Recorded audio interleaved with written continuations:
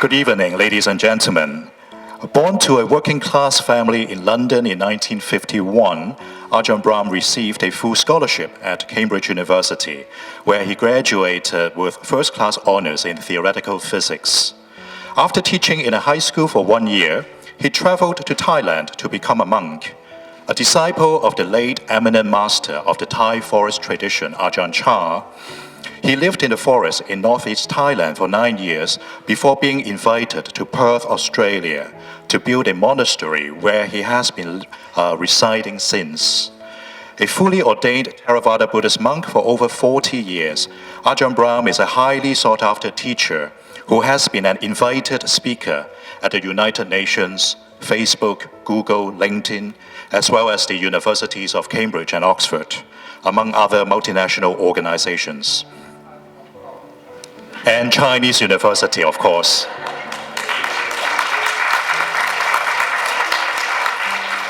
Many times, in fact, so thank you very much. And he also has authored numerous international bestsellers, which have been translated into more than 20 languages, including Opening the Door of Your Heart, Mindfulness, Bliss and Beyond, The Art of Disappearing, Good, Bad, Who Knows, Kindfulness, Bare Awareness, Happiness Through Meditation, Simply This Moment, and Wisdom Born of Stillness. Without further ado, please join me in welcoming Ajahn Brahm by giving him a round of applause.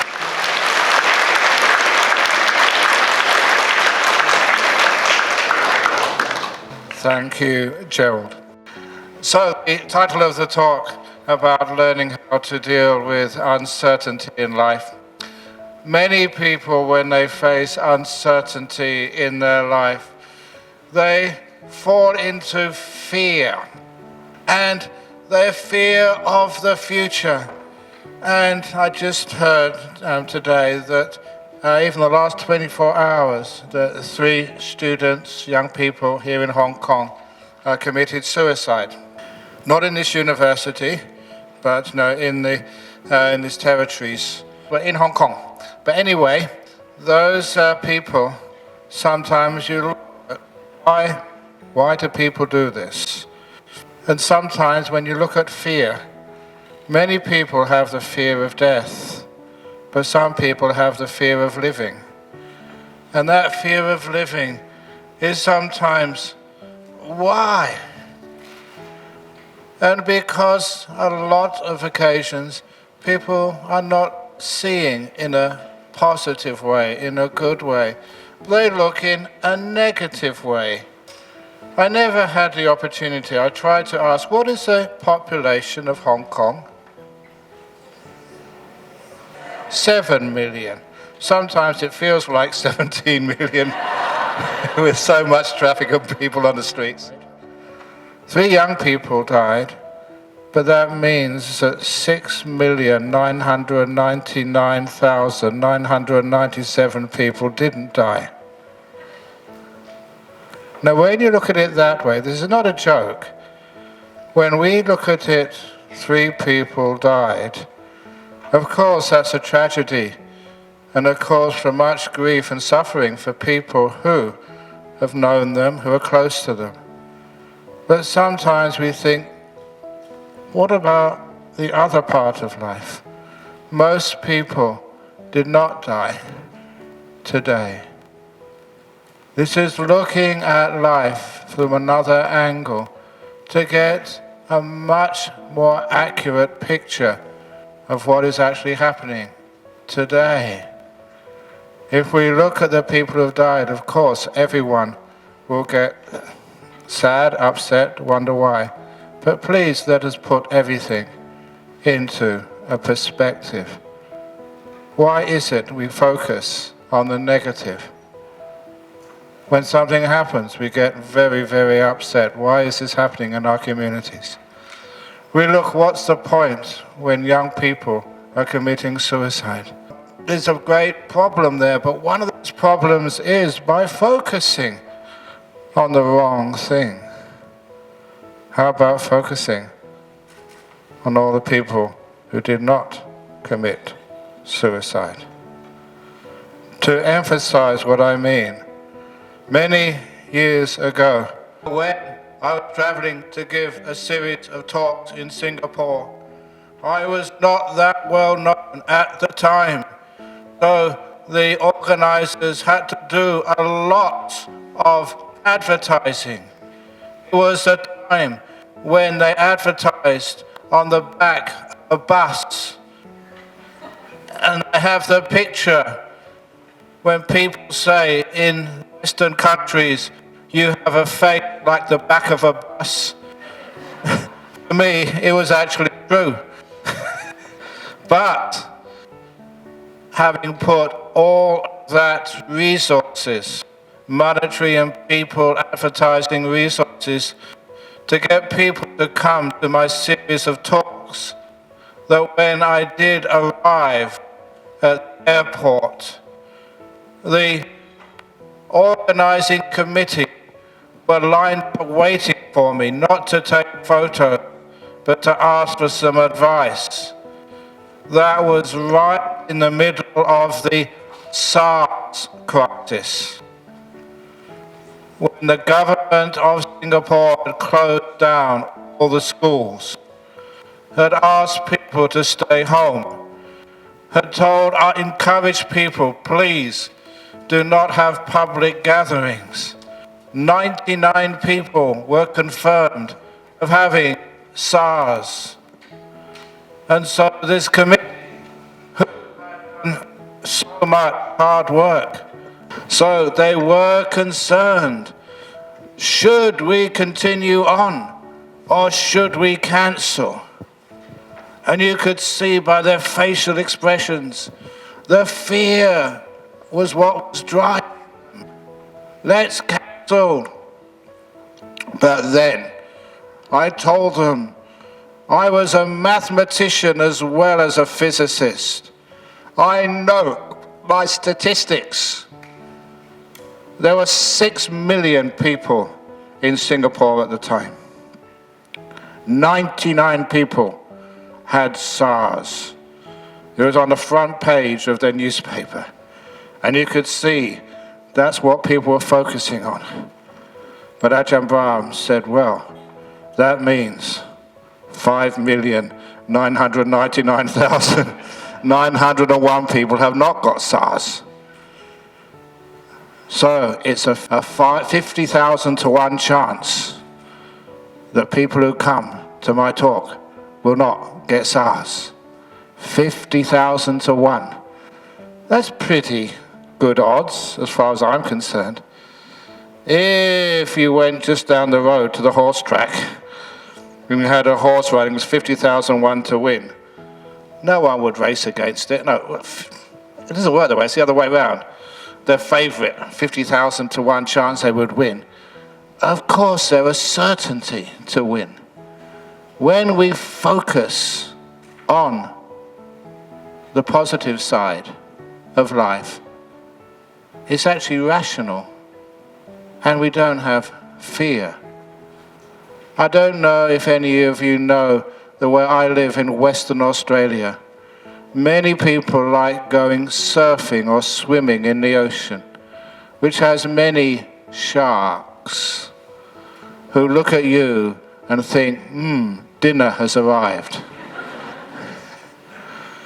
And people are so concerned about being eaten by a shark that they're afraid of going in the water. But statistics which were published, and I checked them and it's true, more people die in Western Australia through falling out of the bed in the morning and hitting their head on the ground than being eaten by sharks. So how many people are afraid of sleeping at night time? It's dangerous. But what happens in our life? We focus on the wrong things. We think this is dangerous. We are afraid of living. Living does entail risks. But whenever we do have any problems, we learn from them. Yes, we fall sometimes. We're not afraid of falling. Because falling is learning. We fall forward. Yes, we fail, but then we learn how to do it better. What type of life do we want for ourselves, our loved ones, our future? We want to feel safe. And sometimes people want to be so safe, they never want to take any chances or any risks. And so what happens? You find yourself, or maybe your children, when they always being single, when they see someone they like, they're afraid to go up to them and ask them, are you free this evening? Would you like to come out for a dinner or something to eat? They're afraid that someone might say no. And so they don't go and talk to one another. They try linking together on Facebook. But I don't use Facebook, obviously. I'm a monk. Apparently I have got a Facebook page, but I've never seen it. Someone else looks after it for me, I don't know. But anyway, on Facebook, people tell me, well, can't you actually find a partner on Facebook? They say, no, they put pictures up there, but the pictures, it's of that person, but they were taken 20 years ago. And they exaggerate. Sometimes it's not true. But what happened to the old days of looking at somebody, going to meet them? And then you can actually find out if they're going to be a decent, good partner for you through those years in the future. But how many people are just far too afraid? I wasn't born as a monk, but I remember that when I used to go to parties and dances as a young man, sometimes you would see someone really attractive. And then you think, shouldn't I? Should I go and talk to them? Should I go and ask them for a dance or just chat to them? And you know what happened? I was so afraid of what they're going to say, how I'd come across. So afraid of what they thought about me, that I got so tense because of fear, that when I went up to them, I said stupid things. And I felt so embarrassed. Has that ever happened to you? Until I found out, when I got my confidence in life, and I talked to, the girlfriends, and they said, yeah, I remember when you came up to talk to me and asked me to sort of dance or whatever. And then the girl said, I was so afraid. I liked him, but what would I say? And what would he think of me? Isn't it a shame that we're always so concerned what other people think of us? We become afraid of even talking to somebody and engaging with them just in conversation or helping them. Because of that fear of uncertainty, what would happen if I make a fool of myself? There's a nice little message in this. If you do make a fool of yourself and people laugh, well done. You've increased the happiness of the world. I learned this from my teacher Ajahn, because, yes, we made many mistakes. One of those mistakes I remember from my early life with Ajahn. It was a very poor monastery, even when I first went there. And so one day I ran out of soap to wash. And in those days, there was not a storeroom, there was just a big water jar. And when people offered him something for the temple, they just put everything in the jar. Toothpaste, soap powder, soap. Anything you needed was in the jar, and it was like a lucky dip. If you went there for some toothpaste, he'd look in there and say, oh, there's some here, and he gave it to you. But this day, I wanted soap. And I had to ask in the Thai language. Now, the word for soap is sabu. I said sapo. Close enough, but Sapo meant pineapple. And so when I saw Ajahn Chah, I said, what he heard, he said, I wanted a pineapple. And he looked at me and said, what do you want a pineapple for? And I said, to wash.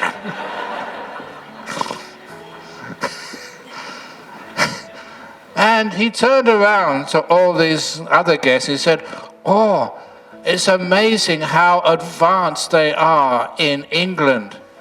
They wash with pineapples.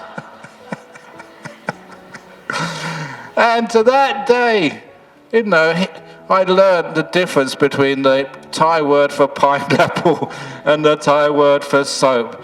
And he laughed, and many of the friends laughed as well.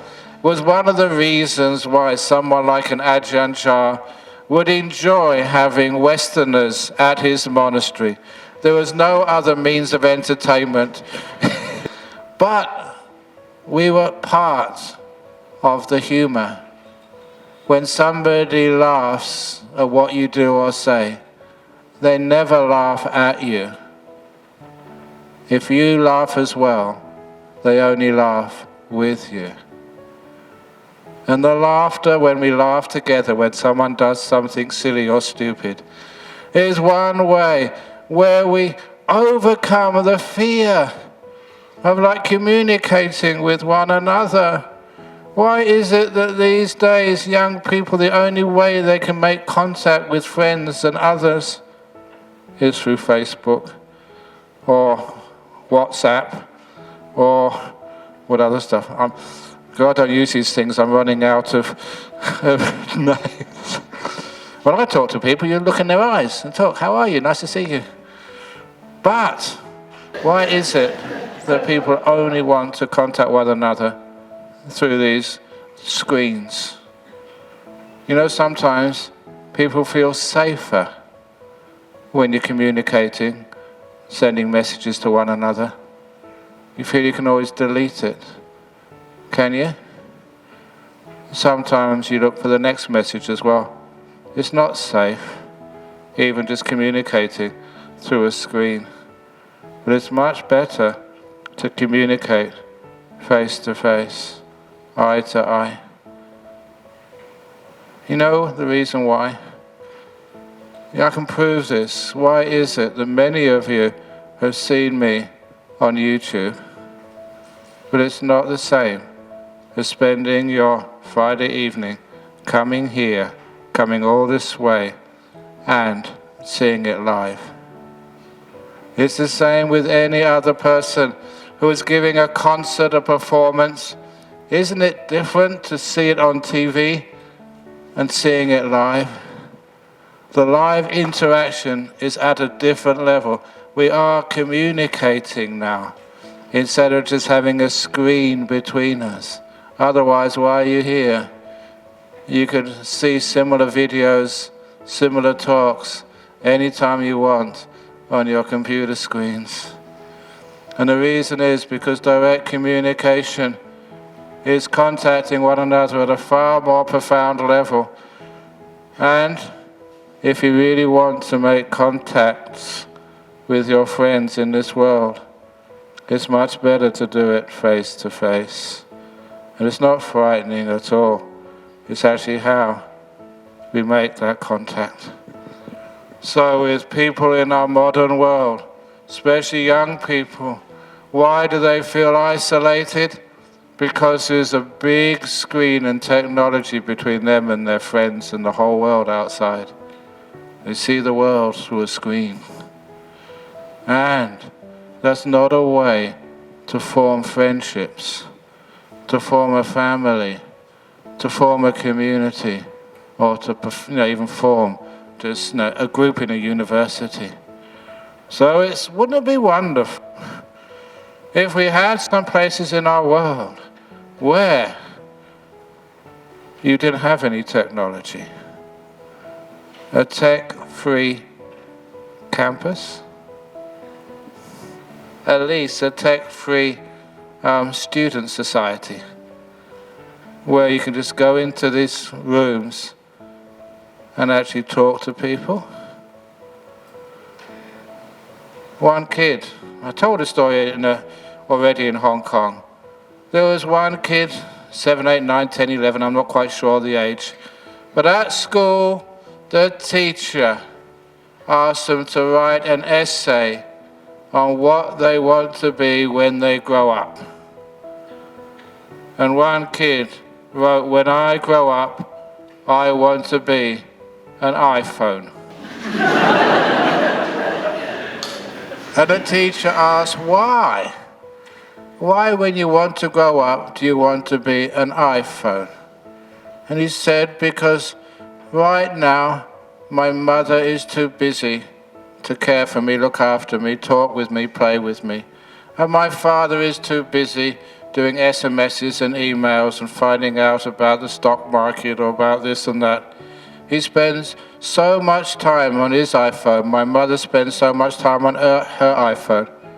They hardly ever spend time with me, so if I'm an iPhone when I grow up, I'll have much more time with my mother and father, the people I love."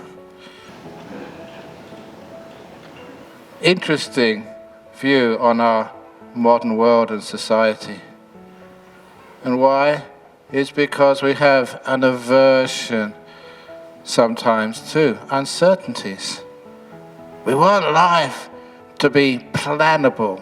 We have insurance in case something goes wrong. Are you afraid of things going wrong? If you are, they're likely to go wrong more and more and more. It's the fear makes things go wrong. One of my friends was afraid that her husband was seeing another woman. He wasn't. I knew him. He's a good guy. He was spending time in the temple. Not with a girl or a woman. He was helping out, doing his religion. But his wife was really afraid. So she hired a PA. And of course, she was afraid that he was cheating on her. And when he found out that he was being followed by a PA, he said, "What's going on? You don't trust me?" And because of that, their marriage broke up.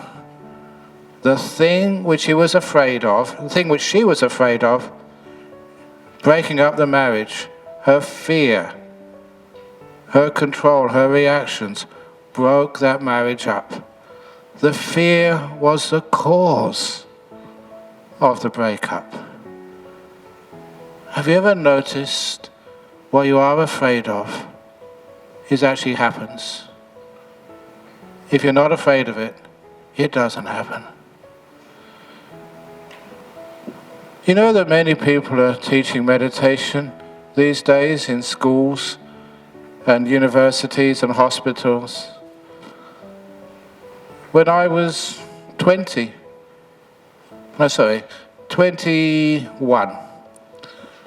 I was teaching in a it must be 22. I was teaching in a high school, and part of my responsibilities and duties was to take the morning assembly. 5 days to say something, do something sort of religious for the 650 high school kids. And so when it got my turn, I decided I'm going to talk about meditation. And so many people think they introduced meditation to schools, but I was way ahead of the game. In 1973, 650 young men and young women sort of in this high school sitting on the floor, and I got up there and I said, "I'm now going to teach you to meditate." So I told them to cross their legs, to put their right hand in their right palm, say right arm in their left arm. That would be very interesting to find out a way of doing that. But put your right palm on your left palm, back straight, chin up, chin down, close your eyes and just watch your breathing. And you know that 650 kids in that assembly, their backs went straight, they closed their eyes, and they were quiet, they were silent for 5 minutes. Even the 11-year-old boys and girls also were quiet. To get 650 high school kids to be silent for 5 minutes was almost like a miracle, never been done before. And they all followed my instructions. And then afterwards, one of the teachers asked me, what would have happened if one child had started giggling and laughing? You'd only need one to break that spell, and all of them would start giggling and ridiculing me. But because I had no fear, none of them did that. They just followed and were quiet and peaceful. And this is no exaggeration. After the first little 5 minutes of silence, then they gave me a ovation, clapping, which I'd never seen before. It was something new, but I had trusted them, and they trusted me back and complied, and they enjoyed the 5 minutes of silence, which is very rare, for young people. But anyhow, the reason it worked is because I wasn't afraid. I never I did contemplate what would happen if things didn't work out the way I wanted to, but I wasn't afraid of that. It was worth a try. It was the lack of fear made it successful. And if it didn't work, fine. I wouldn't need to do any assemblies ever again. I learned all of this one day when I was so afraid of the future. And I remember getting my first bicycle when I was very young, maybe 11 years, 12 years of age. And I didn't have any instructions on how to ride a bicycle. I just got on the back, pedaled, and fell off. And from that moment, the first time I fell off, I realized how dangerous even a bicycle was. And I would hold the handlebars so tightly. And when I went around corners, I would be so stiff that was the reason why I kept falling off.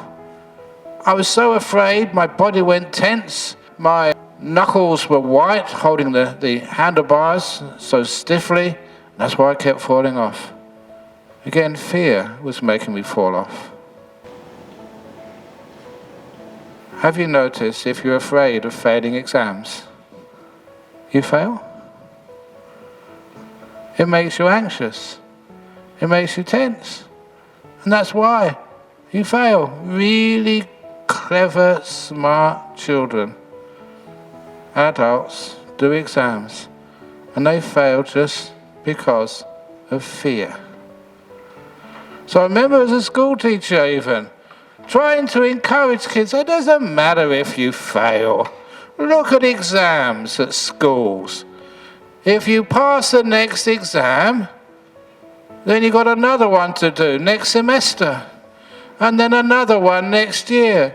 There's always another exam afterwards until you fail exams, and then you're out, you're free. Sometimes in universities they don't like me talking like this. So don't worry. You failed your exam, now you're free, you can get a job and you can just relax or whatever. Even in UK, I remember them saying, never send your child to university. Number one, it costs a lot of money. Number two, they get very, very tense. And number three, if you send them to learn how to be a plumber or a bricklayer or a cement worker or an electrician, there's so many jobs for people like that. I'm not quite sure in Hong Kong, but if you get a leak in your bathroom and the water is off, it's so difficult to get a plumber to come. Same in Australia. If there's a leak, they send someone in 2 or 3 days to give a quote. And then they go back, you accept the quote, and they say, well, we'll be free in another week or two's time. In the meantime, you've got no water, in your apartment or flat. But they say, if you have a plumber who's your son or daughter, then they will come straight away. And as parents, you'll have so many more friends, because when they hear that your son or daughter is a plumber, that will give you such social advantage, that because they know that your son or daughter will be on call any time of day or night, and you'll be far more popular. Getting a lawyer, there's hundreds of lawyers around. Engineers, heaps of those. Academics, I better be careful where I'm going here. But some people who can do something practical. Wow, that's a good career for your child. And they said there were so few electricians and plumbers in places like, even in Australia and in Europe, that you can charge whatever you want. Plumbers were getting more than university professors. Market prices, market forces. So, if your child fails the exams, they can become a plumber and have a good career. The point is here that sometimes when we put fear for our young people that they have to pass and there's no other alternative, that is where we find problems. Our job is to create alternatives. Alternatives, which means that you don't really have that fear. If it doesn't work and you're not suited, to be a theoretical physicist or to be a doctor or to be a dentist, that there are other opportunities which are equally respected in our world. There was this young boy in Thailand many years ago. This boy, he enrolled to grade 1 in school, and he failed. He didn't even pass grade 1 at a school in the northeast of Thailand. This was about 50 years ago. Imagine that. I'm not quite sure how you can fail in plasticine or colouring. I don't know what else they do there, or blocks. But he failed. So the teacher had to have him go repeat grade 1. And after the second year, he failed again. Third year, he failed. So, in those days, many years ago, what can you do with somebody who fails 3 years in grade 1? You know what they used to do in those days? Someone who just was not really suited for academia at all, they sent him to Buddhist monastery.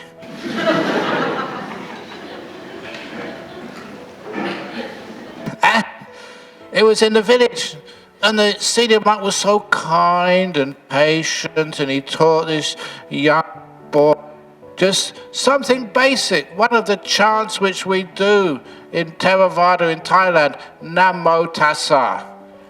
And he managed after maybe 3 or 4 months to remember Namo. But when he started learning the second word, Tassa, he said, what was that first word again? He was so difficult to learn anything. And so the last place he could go to, the last resort, they sent him to one of these forest monasteries, meditation monasteries.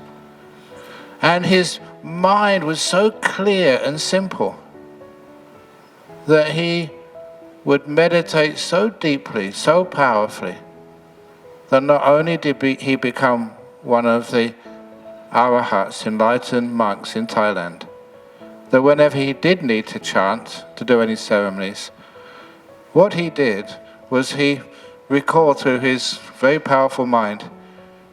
You don't have to believe this, but this is actually how he explained things. He could recall previous lives when he could learn the chanting. And that's how he brought those chants into this life. But the point was, his mind was so peaceful and so pure. He had abilities which weren't recognized when he failed his exams. And the point is that there's more to life than exams. There's other abilities which sometimes we don't measure. There's other places where people think that if they don't pass their exams, they're failures. No. There's other really important roles for people in this world who do not fit in to the academic stream. And if we can sort of open those pathways up to our children, so when they become rejects from academia, they don't pass, their tests, there's other things which they can do. What famous wealthy people do you know who left university without a degree? Let's start with Albert Einstein. He dropped out. Steve Jobs, Michael Dell. Who else? Bill Gates.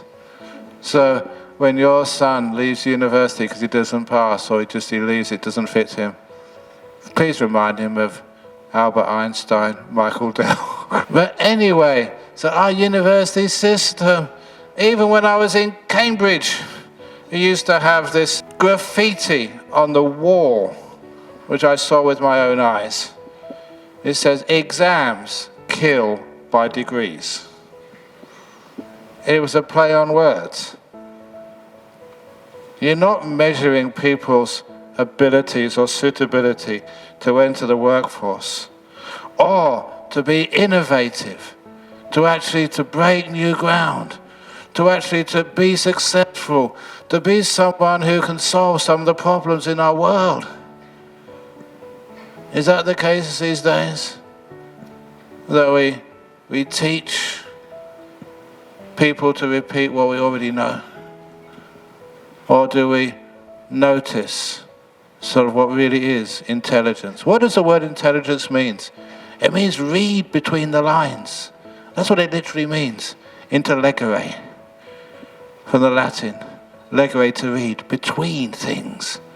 To actually see relationships between things. Connections. Instead of facts. It's about relationships. How one thing and thing interacts together. And in fact, even as a theoretical physicist, sometimes what does science teach? Is it about stuff? No, about how stuff relates to one another. The forces by which particles interact. Just how things attract and repulse each other in this universe. There is not static. The fundamental particles of the universe are not particles. They're just how they relate together. How they change, mutate, and interact. The fundamental interactions of matter, not things. In the same way that the fundamental matter of human beings is not who you are, but how you interact with the people around you. It's an interactive world, not a static, isolated, time-frozen shot of what life is.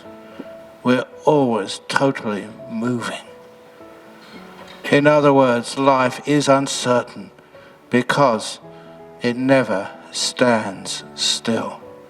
And anyone who thinks, in the good old days, when I was a young monk, when people, in the past, that has gone a long time ago.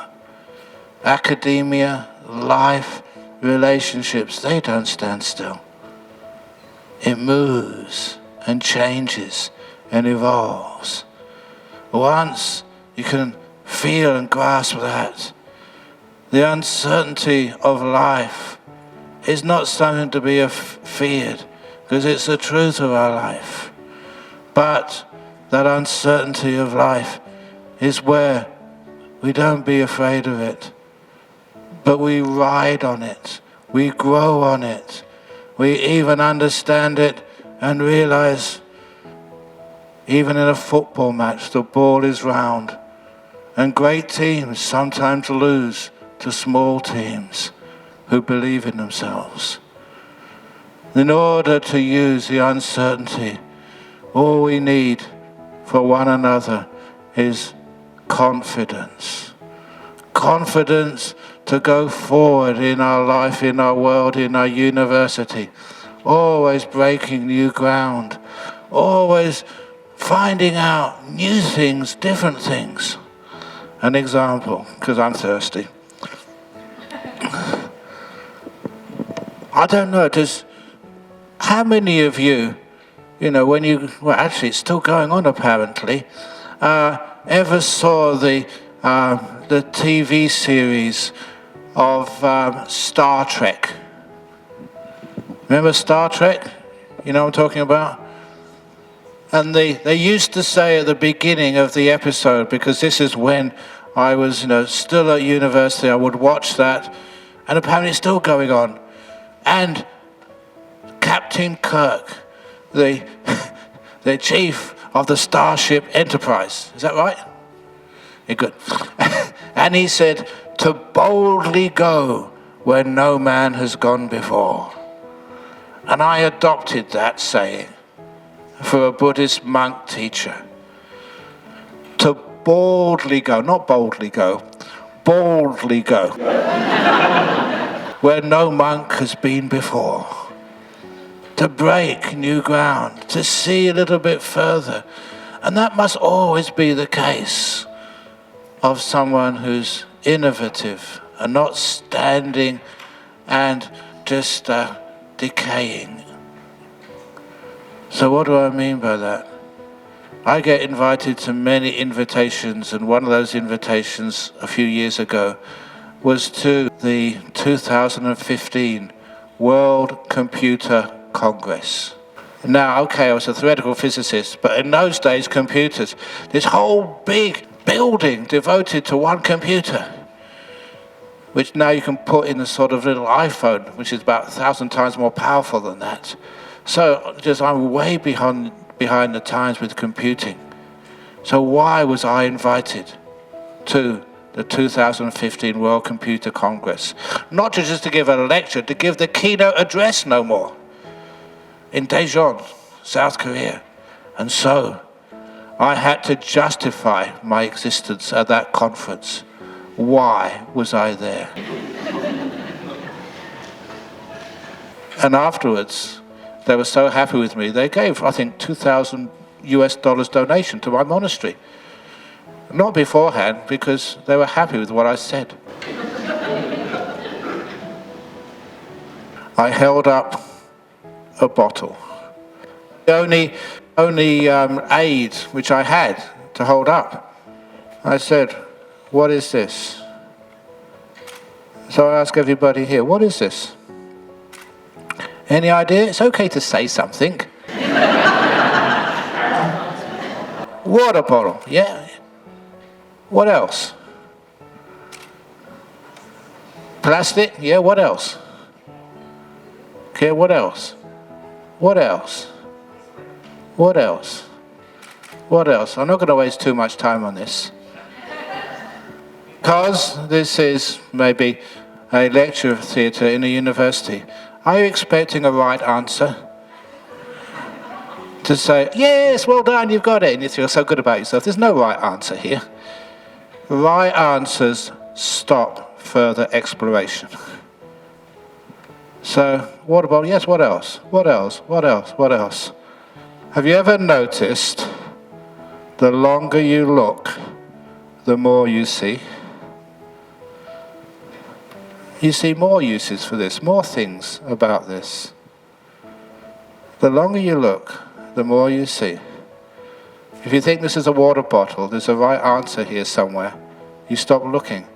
You stop investigating. You stop digging deeper. You stop innovating. And they thought that was really cool. Because in life, one of my sayings, never allow your learning to stand in the way of truth. What does that mean? Your learning gets close to truth, gets closer, but never actually captures it. So what you do, your learning takes you and then you go further. You don't stop there. What have you been taught this is? Maybe it's something more interesting. You know that one thing I saw in this years ago when I visited Taiwan to the Tai Chi Foundation, CUHK Foundation. And they were using our water bottles, processing them into blankets, emergency situations. An earthquake, a tsunami, had a whole store of blankets which they could send at a moment's notice, all made out of plastic water bottles. So they looked at a water bottle and saw a blanket for people suffering in an earthquake or a tsunami or volcano, whatever, who needed a blanket to keep alive.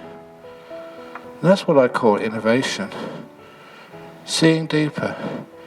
So what happens is that we don't fear breaking new ground. We don't take safety just in our old knowledge, old ways of doing things. Innovate.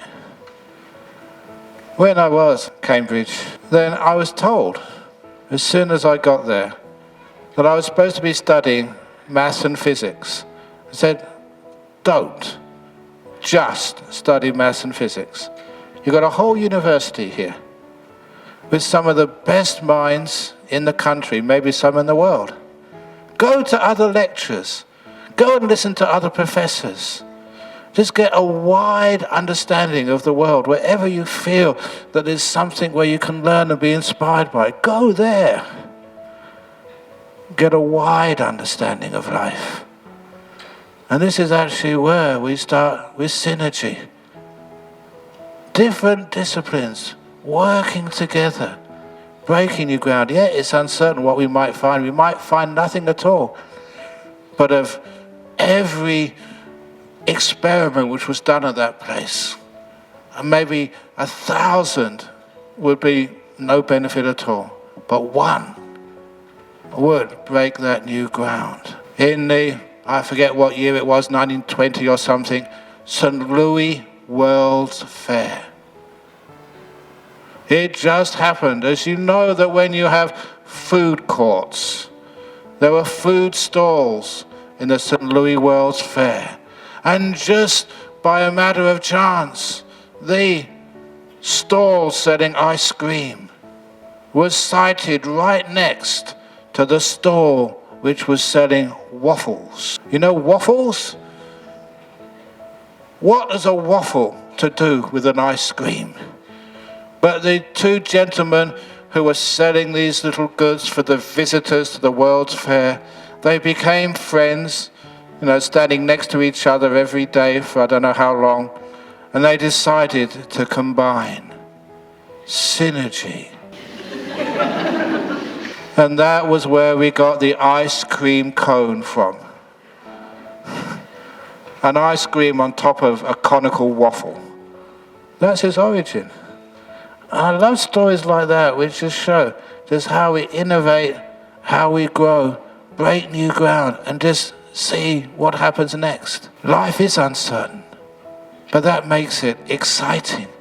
Not something to be feared, but something to go towards. You know, when Buddhist monks, the Western ones, first left Thailand, which was safe for them, people understood what a monk was. And we went to foreign countries. One of the monks just asked Ajahn, well, what would happen if no one feeds us? Because in our tradition, we can't take food ourselves. We don't have money on purpose. So how can we survive? And the monks were afraid. And Ajahn said something very wonderful. Aren't there kind people in the world? Aren't there kind people in the places like London?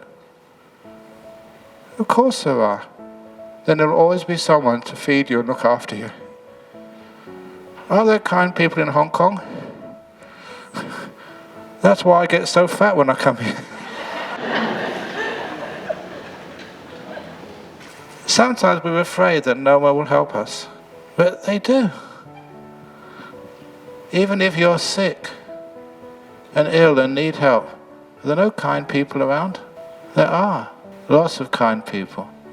And you see them in hospitals, see them in surgeries, see them on the side of the road.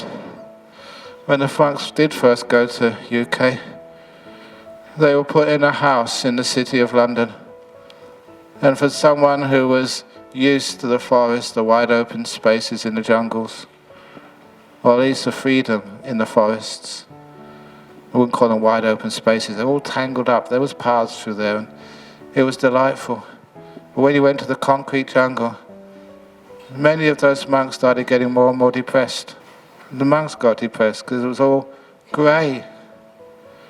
If you've ever been to London in the time of January or February or March, all the people, they wear these grey overcoats and grey umbrellas, and the pavement is grey, and the asphalt is grey. And you look up in the sky, it's all grey clouds. There's no colour in the place at that time of year. And to make matters worse, the favourite tea they drink at that time of the year is Earl Grey tea. Everything is grey. No wonder English people get depressed at that time of the year. And so the monks were getting depressed too, until they said they saw in the early morning, in the coldness and in the rain, they saw a homeless man huddled against the cold and rain in the shallow recess of a doorway. And they also saw a gentleman who was well dressed and groomed on the way to work stop by the doorway, bend down, say a few words which he couldn't understand, it was too far away, to this homeless man huddled against the cold, pick him up and take him for something to drink and eat. And he knew, as I knew, that homeless man probably stank, and all that smell would got on his finely pressed overcoat and suit, that he'd be late for work. But he said he stopped to help. He said at that moment, the sun shone over that street in London. An act of kindness had taken away all the negativity and shown the uncertainty of life has these wonderful jewels, these wonderful moments of beauty, which we see amongst the chaos of the unpredictable future. There is some beauty in this world, and that uncertainty which we sometimes feel, sometimes the hopelessness, we do by just looking at one side of the picture, is gone. In the world, there's many moments of beauty. You don't see beauty in the face of a supermodel. Sometimes I wonder why on earth people take photos of me.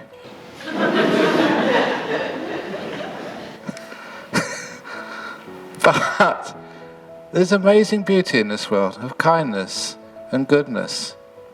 That is what overcomes the fear. The confidence you go forward.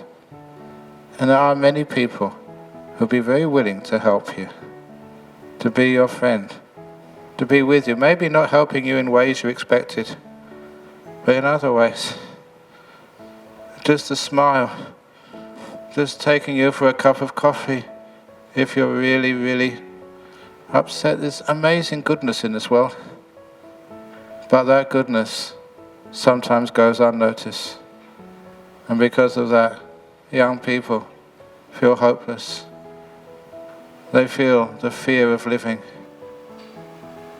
rather than overcoming the fear of talking to someone and being with them and communicating eye to eye, hand to hand, just being friends together. All the years which I've been a monk, people are all the same. You all got your fears and insecurities and frailties. You're all afraid, of the tumours growing, the cancers. Can I take this? Your security of your life, your finances, religions, economies. We're such a fearful people instead of being a friendly people, a kind people. It's more important to trust people and be hurt than not to trust people at all. That's paraphrasing Shakespeare. It's much better to have loved and lost than never to have loved at all. Don't be afraid. Go into the life. You'll get bruised and hurt many times. You'll fail many times, but it's worth it. Even young people, you never know what love is until you've had your heart broken. You've lost somebody. You don't know how to value them. You don't know how to value life, friendship, care, goodness, until one day it disappears and you realize what was the most important thing in your life. So it's not just getting degrees. It's not just about having a good salary. There's other parts of life to focus on. And then uncertainties are not to be feared. They're to be embraced. They're not uncertainties to me, they're opportunities. Change the words, and then change the way you look at them. And life takes a far more realistic and positive future. So, thank you for listening to me for this uncertain talk, which was certainly unplanned. I didn't know which way it was going to go, but I hope you enjoyed it. Thank you.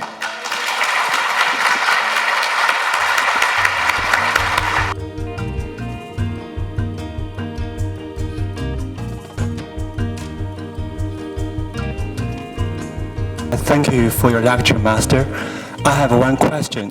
Several days ago, over 150 people died in an aircraft in Africa. And in this afternoon, nearly 50 people were killed in a shooting happened in New Zealand. So, if you have any chance, what would you say to those parents who lost their kids and those kids who lost their parents? Thank you. Sometimes there's no way that we can reach a person who is in shock, in that even haven't reached a state of grief yet. These are the relations and friends and associates of apparently this afternoon or today a gunman who is actually supposed to be suspected to be an Australian flew over somehow to New Zealand, Christchurch, and shot, I think, about 49, 50 Muslim worshippers in a mosque while they were praying. What can you say to people? At this point, just words are sometimes meaningless. Friendship, because so many times we say, my thoughts and prayers are with you. That's not enough. So, to be a friend, to be non-threatening, just no way to understand at this time. When an explosion happens, there's much dust and debris. When the smoke settles, that is when we should help. In many disasters, aid comes at the first disaster. It's part of the news, and some people feel that they need to do something, but it's the weeks afterwards when the real help is needed. So, for the aircraft crash in Ethiopia, the Lion Air crash earlier in Malaysia, it was Malaysia, yeah, and in the tragedies which happen around the world. There's sometimes just helping now, so I'm terribly sorry. It's a terrible thing, but that doesn't really cut it for people. They need something more than that. in a wonderful way of the different religions of our world. For goodness sake, let's take the barriers away. You know, my name, Brahm, it has a meaning. It's B for Buddhist, R for Roman Catholic, A for Anglican, H for Hindu, M for Muslim. Trying to get as many religions in there as possible. Brahm, that's Ajahn Brahm. That's what it means. B for Buddhist, I'm spelling it. R for Roman Catholic, A for Anglican, H for Hindu, M for Muslim. And one of my favourite stories was of the old man and the violin. Once there was an old man, lived up in the mountains, really worked hard for his kids. Kids had a good education. They became doctors and lawyers and engineers and stuff. So that when they were settled, they invited their father to visit the city for the first time in his life. And he saw things in the city you don't see up in the mountains. On one occasion, he was walking past a road, a house, and he heard the most terrible sound he'd ever heard. I'm not a good imitator, but apparently when he found the source of that most terrible sound, it was a young boy trying to play a violin. It certainly doesn't sound like a violin, but it also doesn't sound like a boy trying to play a violin, but it's the best I can do. And it was a terrible sound. And being simple, he thought he never wanted to hear a violin ever again. Why do they have these terrible... Maybe he thought it was what they used to scare away the spirits. It certainly scared him away. And the next day he heard another sound in another part of town, really sonorous, most beautiful, sweet sound he'd ever heard. He followed that to its source, and it was a maestro, an old woman who practiced all her life playing the violin. He realized his mistake. It's not the violin's fault. The person never knew how to play it properly. The boy was just learning. When he heard a maestro, an expert, play the violin, what a beautiful sound that was. And he said that's like religions in our world. When you only meet someone who hasn't learned how to play their instrument, their religion, their faith, their atheist faith, whatever, they haven't heard how to play it well. They make terrible sounds. But when they really play it well, it's beautiful sounds. And the next day he heard a sound which was even more beautiful. It just thrilled him to hear this sound in another part of the city. It was more thrilling than the sound of the creeks up in the mountains after a heavy rain, or the sound of the birds in the morning, or even the soothing sound of the wind rustling the trees up in the forests. And he tried to find out where that sound came from, what it was. You know what he discovered? It was an orchestra. And it was a beautiful sound because every member of that orchestra was a maestro of their own instrument. They'd practiced and played for years to master the woodwind or the strings or the brass instruments or the percussion. It became the most wonderful sound in the world. Not just because every individual was a maestro of their instrument, but they'd next learn how to play together in harmony. And he said what a wonderful world this would be if the people of all religions, all professions, learn their profession, their religion or their non-religion well, and then learn how to play together in harmony. Just like an orchestra. Different musical instruments playing together. How sweet that sound would be. It gives hope. What we should do. Don't try and change each other's religion. We need each one of you. But learn your instrument well. Play it well. And be friends. And learn to play in harmony. Men and women. Why on earth can't men and women live together in peace and harmony? I'm talking about husband and wife. And it shocked me at first, because, being a leader of a community, the guy, he's a wonderful man. The woman, she's so wonderful, amazing. And I look at you, how on earth can't you live together? You know why? Because we expect too much.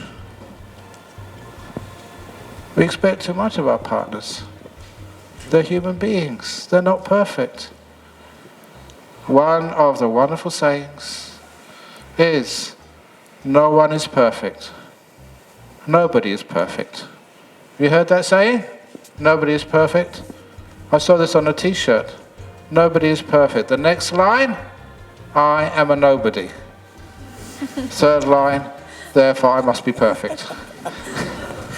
Thank you so much for your enlightening and much needed talk. I'm a law student. In the introduction of yours, it was said that you spent a good number of years in jungle and forest. I wanted to know that, were you not afraid or uncertain about the darkness of the jungle?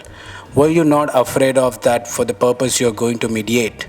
You will not be able to achieve? Were you not afraid that in the darkness of the jungle you wouldn't be able to come back at all? Because if you met any wild animal or something.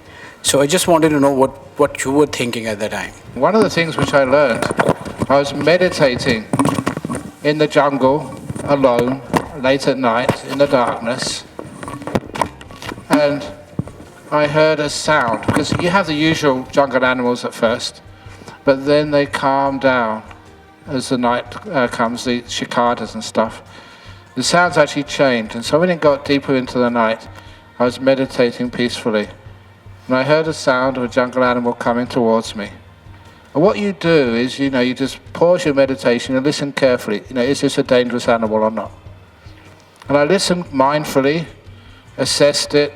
It's only a small animal, not a problem. So I carried on meditating. And as it came closer, I realized maybe my assessment was inaccurate. I listened very carefully. And the way it just crushed the leaves and the twigs on the forest floor, I realized it was a medium-sized animal, but not a danger. It could be like a civet cat. It could have been one of the mouse deer, which are beautiful animals, but not a danger. So I carried on meditating. And then as it came closer towards me, I realized it was an even bigger animal than I'd anticipated.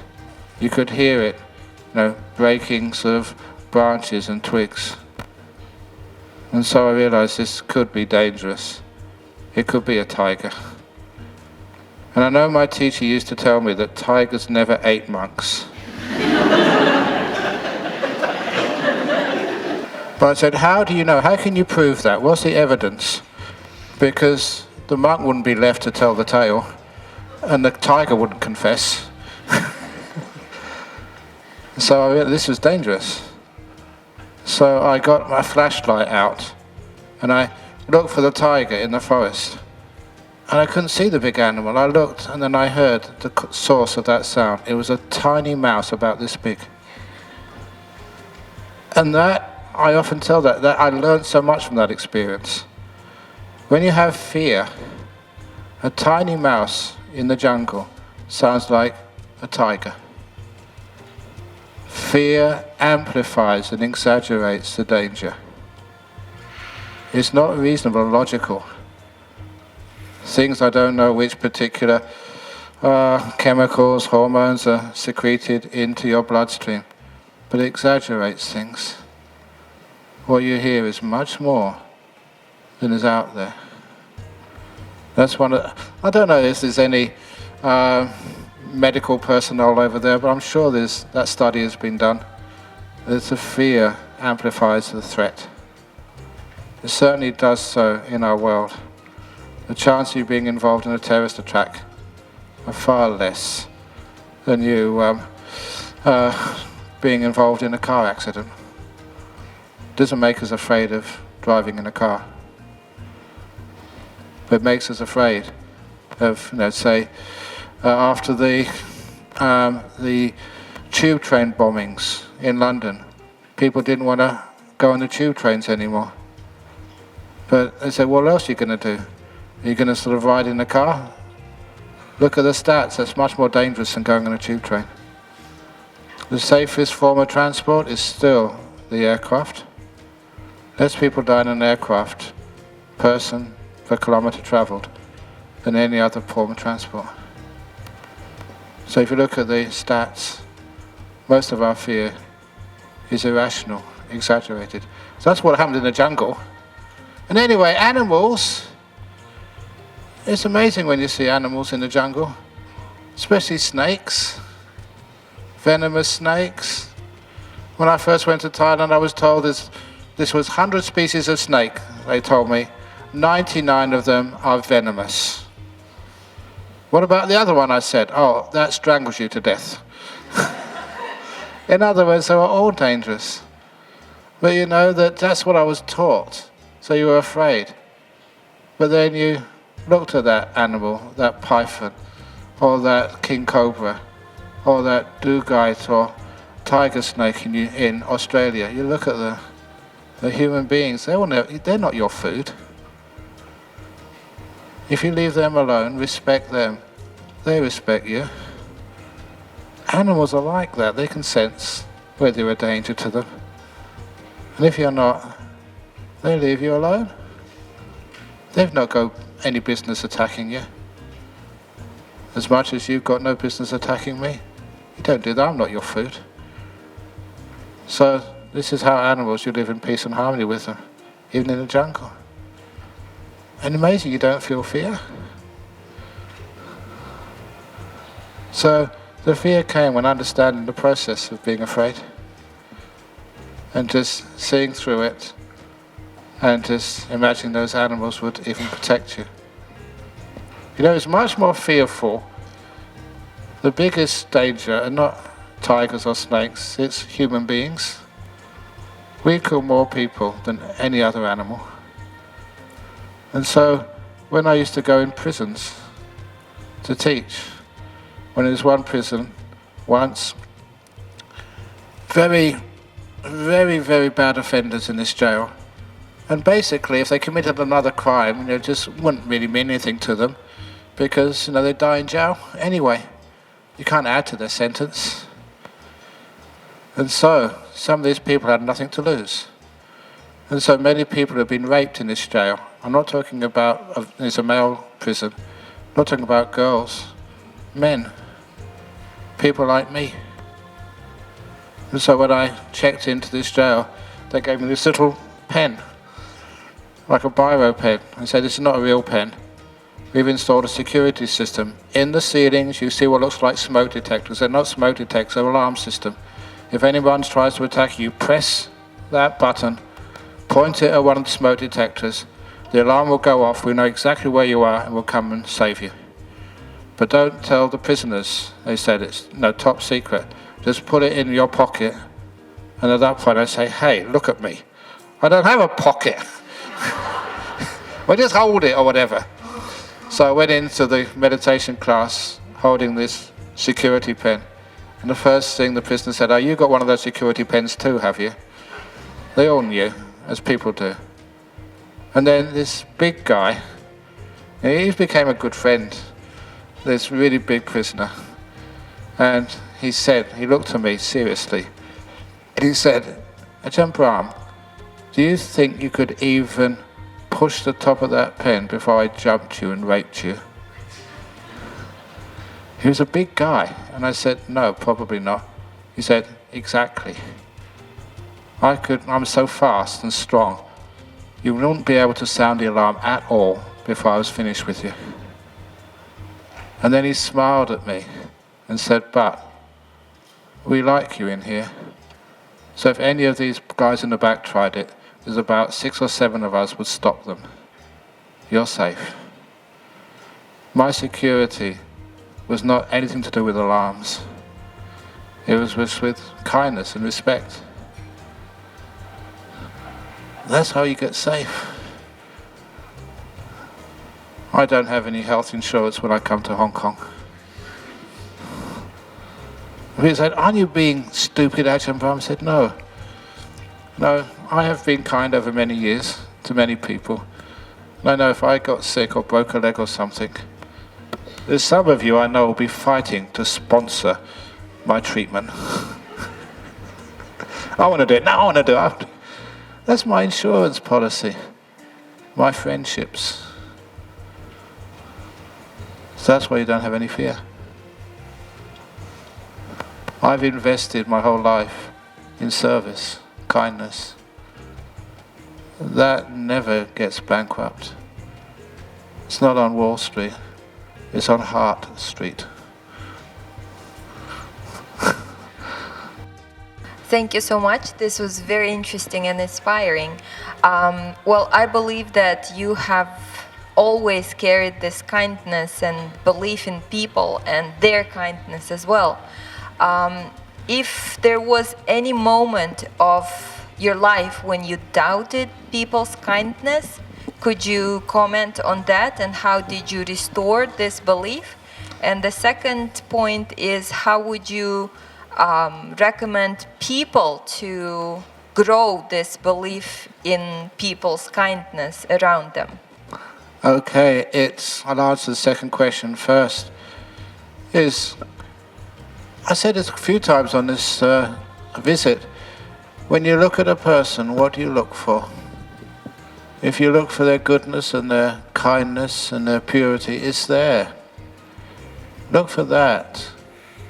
And that's what they will show you back. Kindness. Do it with sincerity though. You can't play around with this. And look in yourself. What do you see? Do you see frailty? Do you see sort of vulnerability because you've been hurt too many times? Do you see that fear inside of you? See beyond that, your goodness, your kindness. And especially, I was going to say this simile earlier, it's one of my favorites about the trees in the forest. You go see, does everyone want to be a straight tree in the forest? Straight trees are boring. It's the trees which are twisted and bent, which are damaged. They're always my favorite trees, the beautiful ones, the natural ones. So if ever you feel you're damaged goods, number one, you belong. Number two, you're amongst the most beautiful trees in the forest. Many people try for perfection, no understanding they're already more than good enough. So you don't fear being found out who you are, because you're already more than good enough. You're a tree in the forest, bent and twisted, damaged by life, but that's what makes you gorgeous. Who would you rather be a friend to? Seen many so-called people with disabilities.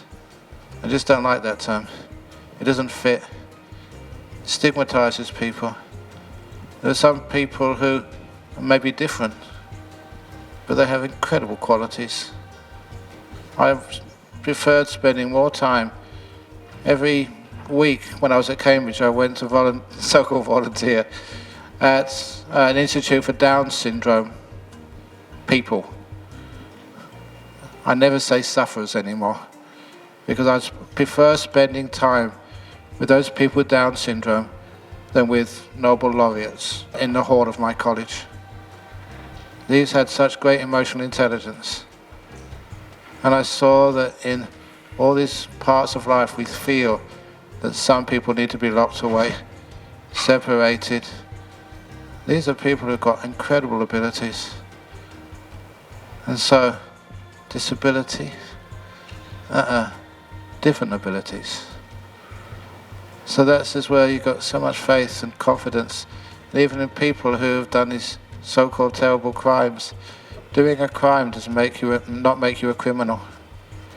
It makes you a person who's done a crime. It's different. There's no such thing in this world as a terrorist. There's a person who's done a terrorist act. They're way bigger than what they've been labelled. A person, they're a cheat. They're not. They're a person who's done lies and cheats. But they're not a cheat.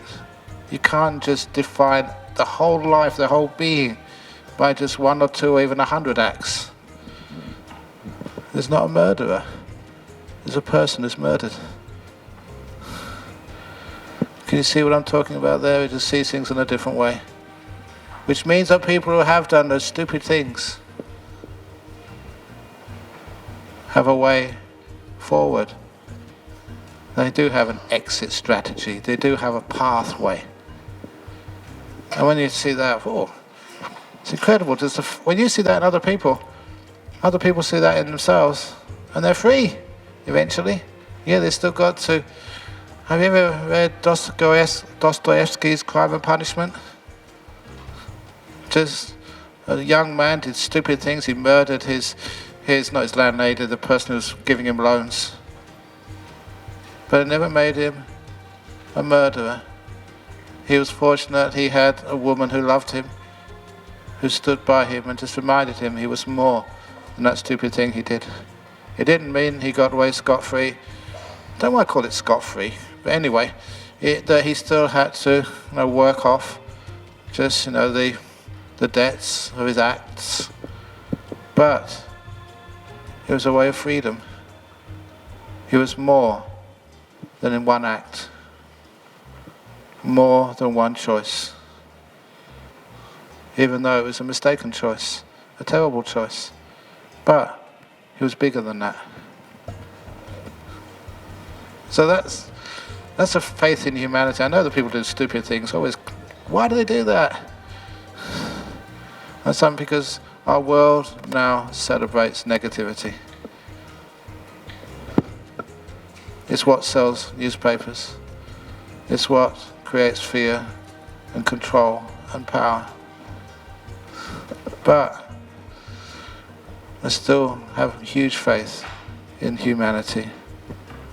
Otherwise, I would just go back to monastery and sit in my cave all day. Actually, that sounds pretty good. Teacher, I was very impressed about you saying that you have led a meditation session in the high school for the 650. So right now we don't have 650, I think. I don't know. But could you lead a meditation session, a short one, maybe with us, to teach us how to deal with our fear, like when fear arises? I think I've probably run out of time. If I haven't run out of time, people are running out of the lecture theatre. It's okay, I don't mind. But I don't know if it's maybe got the opportunity to do meditation now, but... Just a short one, like 5 minutes. Okay, close your eyes, everyone. Now open them. That was short. How short did you do? A lot of times the meditation is learning how to let go, making peace, being here. Does it have to be quiet, silent? Do you have to have your eyes closed? Look, a very quick one. That little story, Emperor's Three Questions, Leo Tolstoy, to make it just beyond religions. Because sometimes people get a bit afraid when we start getting religious. I don't know why. But anyway, Leo Tolstoy's Emperor's Three Questions. When is the most important time? Right now. Who's the most important person?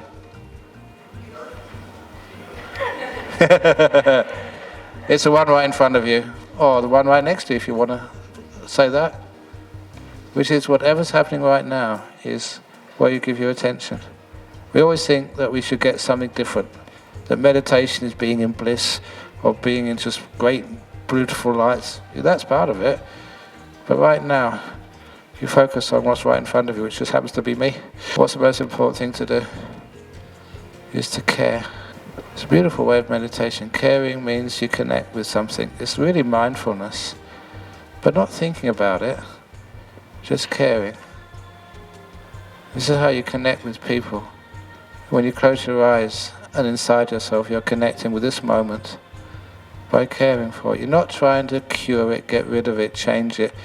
You're not trying to straighten up the bent trees of life. You're caring for it. When you care for it, then the trees straighten up all by themselves. Actually, they don't really, but they're beautiful. You see them in a different light. It's okay, just a very quick 1 minute. If you want to close your eyes, fine. If you don't, fine. This moment right now, the only moment there ever is, right now.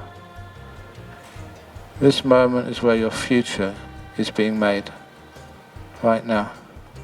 So what are you aware of right now? What's in front of your mind's awareness right now? Give that importance. If you're tired, or if you're in pain, or if you're peaceful, whatever it is, just be with it.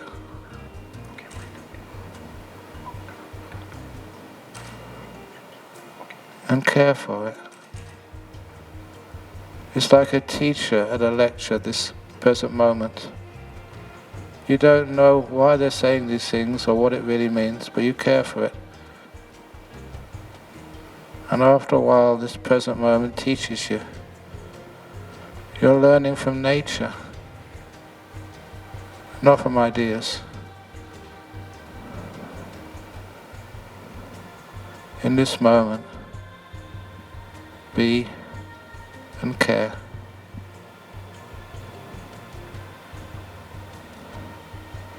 Saying when you have kindness, whether it's big murderers and rapists in jail, whether it's animals in the jungle, if you care, they never harm you. Life never harms you when you care.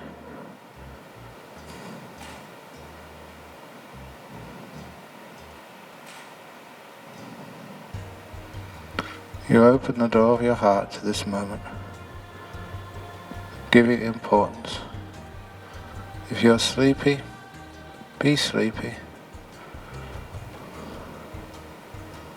Care for being sleepy. Care for your body, care for your mind. It's tired. It's worked so hard today. Be kind.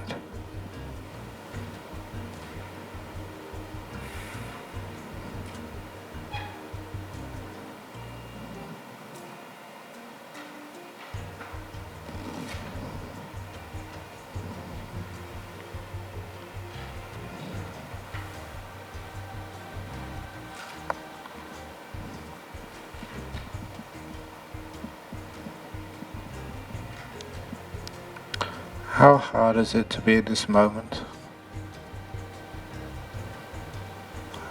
How difficult is it just to, whatever's happening right now, just to be with it and not judge it, not try to get rid of it? How hard is it just to care for this moment?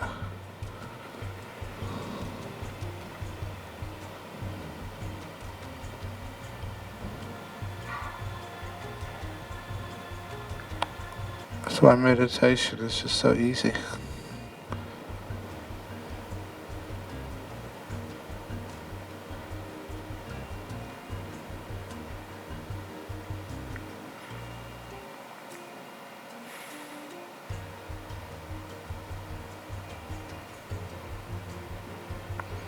And if a thought comes up, it's right in front of you, so it's important. Don't try and get rid of it, but just care for it. It's just like a bird flying through your mind. Beautiful birds, ugly birds. You care for them all.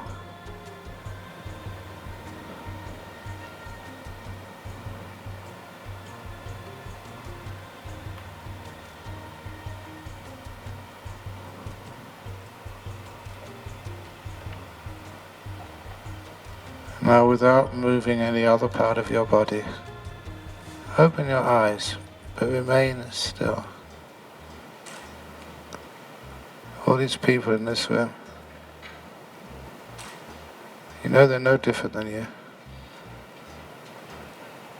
People seeking respect and kindness and love and acceptance. Don't be afraid of the future. In this moment, it's the best you can possibly do for your future, for your health and happiness. Success is never measured by things you have. It's always measured by the peace and happiness, the contentment inside your heart. Be here, aware, learn from the present, from each other, care. Okay. So, meditation continues on as you talk, as you leave, as you work, as you go to sleep. Care for this moment. Okay. My mother believed in Buddhism. I'm a Catholic. My 3 years of living in London reinforced my Christianity because Church of England and also the whole, tradition. You live in London and also study in Cambridge. Yeah. Why you shouldn't go to Christianity and then you go to Thailand and then you believe in Buddhism? Well, it's sometimes I actually started on in mathematics when I first went to Cambridge, and I swapped to theoretical physics.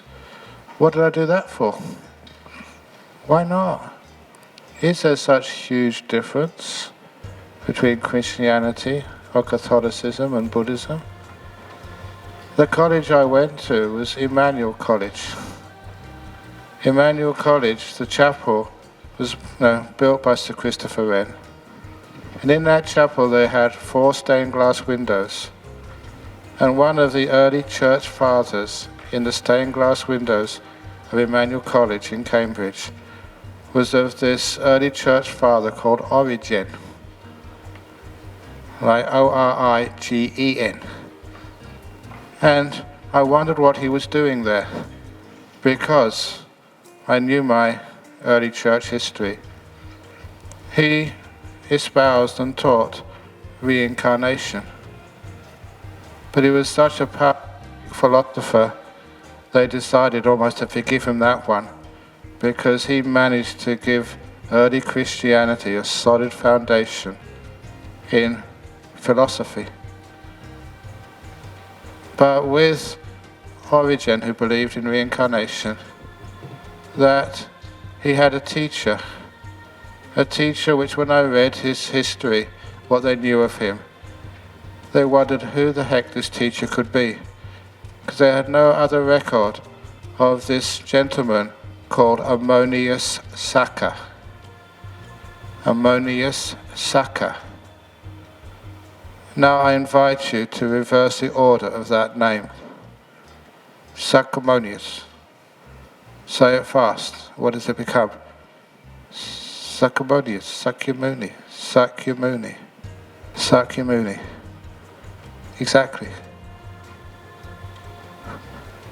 The connections between Christianity and Buddhism are much closer than people expect. I know that sometimes people say, okay, this is conspiracy theory, this is going into stupid land. But when you get me going on the so-called lost years of Jesus Christ, as a Catholic, a Christian, where did the young Jesus go? His family fled to Egypt. Where would he have gone to in Egypt?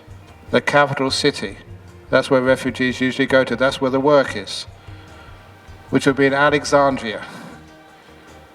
At that time, Philo of Alexandria, 4th century, did a life and times of Alexandria in 4 AD, where he described a monastery of the Therapeutae. And I was always intrigued. Therapeutae was monks and nuns, celibate, bald-headed, brown-robed, who kept some sort of festival every week on the moon days. And Philo said there was thousands more of these down in Lower Egypt. And that intrigued me for many years until I got one of my friends who was a Buddhist monk but fluent in ancient Greek. When he went home to Bern to visit his family, I asked him, can you just pop into the library and get a copy of the original and actually check it out? And he wrote back to me, he said, Ajahn Brahm, I thought you were just crazy. But I read it in the ancient Greek, and it's a dead ringer, he said, for Buddhist monks and nuns. What about this thousands more in southern Egypt? The trade route at that time was from Western India over from the port city of Soparika up to Aden. It's through the Gulf. And Aden had the name Felix Asiaticus, where there was a huge number of Indians, Jewish, and what's the other one? And Indian, Jewish, and Greeks. The expats is sent. What is English people doing in Hong Kong? Sent over by their companies to actually look after the trade here and all along the route. And from there it went to a port city which was built by Philadelphus Ptolemy. It was on the Red Sea, and it went up from there just a little bit across land to the Nile, and then up to sort of Alexandria on the Nile Delta. That was the trade route at the time. And of course with that trade route would come your priests and religious leaders. When he said there's thousands of more of these therapeutae, southern Egypt, he meant down the Nile, across the Red Sea, over the Gulf, in India itself. There's obviously a common link, a very clear link. And even in the port of Soparika, there still exist gravestones with Buddhang Saranang Gacchami written on it, with Dhammachakra wheels, dead ringer. So, I know that sometimes people think this is controversial, but if a Jesus was interested in religion, philosophy, and he grew up in Alexandria where there was an obvious, vibrant, well-respected Buddhist monastery, and if he wanted to find out where it came from, the young man would have gone over and come back again to teach. There's more to that so-called myth than people think. And why are people afraid of that? It'll be wonderful to find two great religions just having a connection 2,000 years ago. Why not? Imagine we can join together. Great religions, finding out our brothers, sisters, our lost connections. Why do we have to separate? You know what? The only reason why the Christian church doesn't all come together is power and prestige and assets. And when you get rid of all of that, I've got many friends who are Catholics. And I remember this one fellow, he was the abbot of a Benedictine monastery. And we got TV crew to come and watch us interact. And the TV crew was saying, this is weird. It's amazing. You agree with one another. You're friends. Yeah, why not? But you're different religions. You should be enemies. Where do you get that idea from? Why not? Actually, I'm not saying the enemy. I study, Chinese philosophy in this school, year one. But I treat it as one of the, philosophical, studies at that time. So I couldn't find I believe in it, Yeah. What happens is when we separate, we misunderstand one another. And when we come together, hey. That's I want to study from you. Yeah, okay. But also study from everybody. Actually, for the Pope, I was told you don't need to be a cardinal to be elected as a Pope. You don't even need to be a Catholic to be elected as a Pope. And I was thinking of putting my hand up. But it's not just for a joke. What a wonderful thing that would be. If they elected somebody who wasn't a Catholic as the next Pope. Wouldn't it be a wonderful gesture of harmony and togetherness? He wouldn't sort of take over the place and turn it all into Buddhism. He wouldn't take off, repaint the Sistine Chapel. Fascinating ideas. And we can actually get a nice cardinal to take on the role